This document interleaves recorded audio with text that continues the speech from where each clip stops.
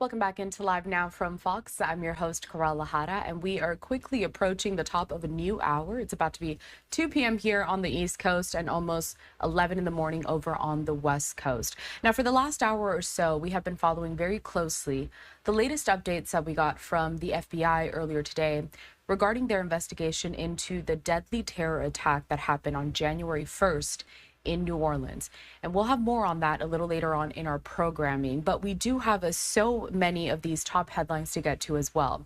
I'd like to bring you a live picture out of the St. Louis International Airport. Now, I promise you that there is a vantage point somewhere in here, but this really gives you a clear picture of just some of the whiteout conditions that places across the country are seeing as we are watching for these major winter storms that are sweeping across the central U.S. Forecasters saying that with those storms are going to be a dreaded combination of snow, ice, and plunging temperatures.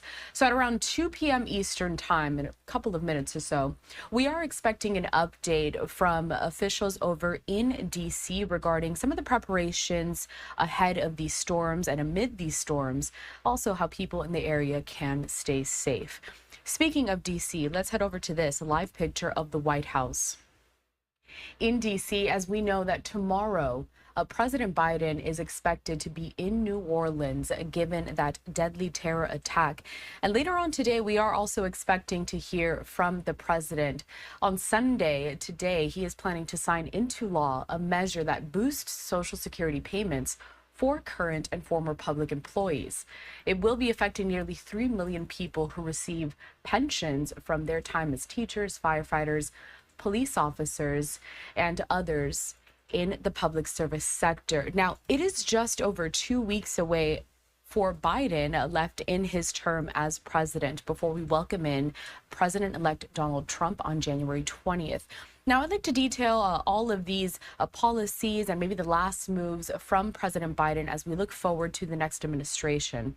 So joining us now to discuss all of this is Rich Rubino. He is a political analyst and historian. Rich, good to see you. Good to see you as well. All right, Rage. So let's just start with that. 15 days until we officially inaugurate our new president of the U.S., President-elect Donald Trump. But Biden is still doing things within these last few days in office. So what more can we expect from the president? Well, you're thinking you always usually see a president his last few days in office doing some pardons. George H.W. Bush, for example, pardoned some of the figures involved with Iran-Contra.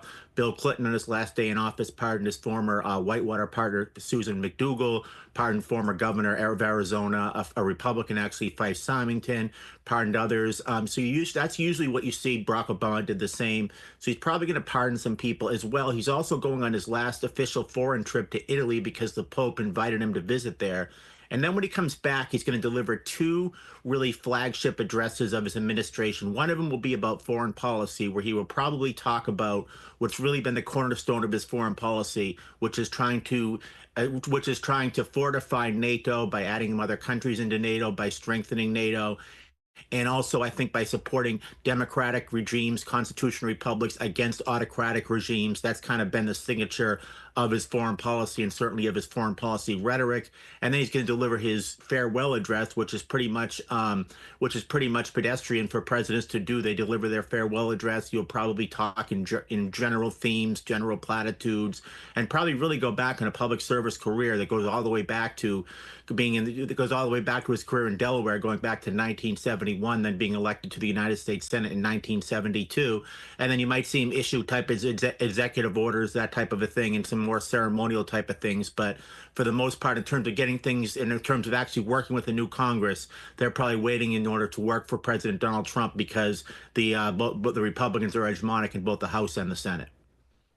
So, Rich, we've been talking extensively over the last several days, the passing of the 39th president, Jimmy Carter, who Jimmy Carter, really had a long-lasting legacy based and focused on what he did after his time as president. In fact, I do want to bring also this live picture that we have over in Atlanta, Georgia. We are seeing there Jimmy Carter laying in repose at the Carter Presidential Center. And really, my question is this.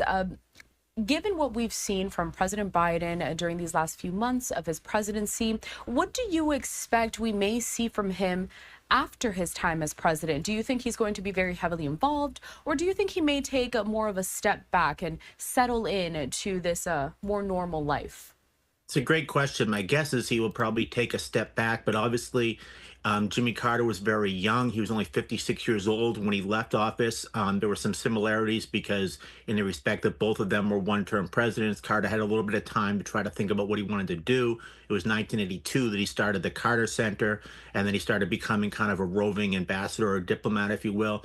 I don't know about Joe Biden. I do think, though, that if Joe Biden takes up any issues, it would really be in the foreign policy arena, because that's really been kind of his bailiwick in the United States Senate. He was chairman of the Foreign Relations Committee when he was involved in the Obama administration. He was very much involved in that. He may also be giving a lot of speeches to promote his tenure, for example, to promote his infrastructure law. He may give speeches, perhaps just give a speech at a college in Delaware, maybe at the University of Pennsylvania, something like that. But I think for the most part, he's probably, at least for the first year, going to spend a lot of time simply kind of relaxing in Delaware. But he may give some, he may give some addresses, basically mostly based on foreign policy, I think. And then, Rich, just finally, one more question regarding President Joe Biden, a one-term president. It was 4 years. So really, in your opinion, what was left to be done within some of these goals that President Biden had and the vision he had for the country while he was president? I think a lot of it was implementation. It's a way that this legislation is going to be implemented. I think if he were to win a second term, he would spend a lot of time doing that, trying to give speeches, trying to make sure that it was implemented. His infrastructure law, the PACT Act, the Inflation Reduction Act, that's really going to be what he will be remembered for domestically. I think in his case, he's going to try to make the case, and his advocates will make the case that he had the most successful legislative record of any Democratic president since Lyndon Johnson. Obviously, Republicans will try to make the case against that, but that's going to be kind of his salvation, if you will, that the legislation that he did get passed, that there will that it will be that it will be implemented, and that there will be jobs created across the country. And that's what I think he'll be seen as. That's what he wants to have seen as his political legacy, if you will. All right, Rich. So we're going to move on to some more of these top political headlines. A live now look at the Capitol building over in Washington, D.C. Now, House Speaker Mike Johnson has won that re-election bid to continue to be the House Speaker. I do want to read some of this copy from the Associated Press. It says this: while House Speaker Mike Johnson on Friday avoided the days-long ordeal that his predecessor, Kevin McCarthy, endured to become Speaker, his relatively swift victory was hardly a unifying moment. Can you break that down for our viewers? Talk to us about some of the challenges that Johnson faced.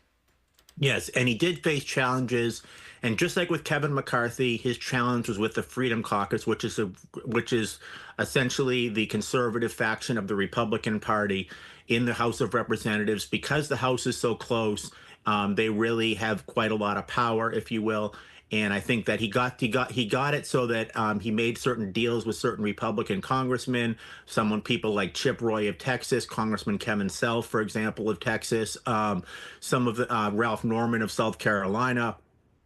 In order to get their vote. I think the fact that he had Donald Trump's support was instrumental. Donald Trump did some lobbying for him, and that really helped him. He got to the point where he really literally needed every single Republican vote but one. And that's pretty much what he got, because Thomas Massey, the congressman from Kentucky, was the lone Republican to vote against it. But it just shows what a slim majority the Republicans have right now. And what it does show is that in any piece of legislation, because the majority is so slim, and because there are going to be three members that are going to be resigning to either take jobs in the Trump administration, or in the case of Matt Gaetz, to become, which he is now, an anchor on One American News.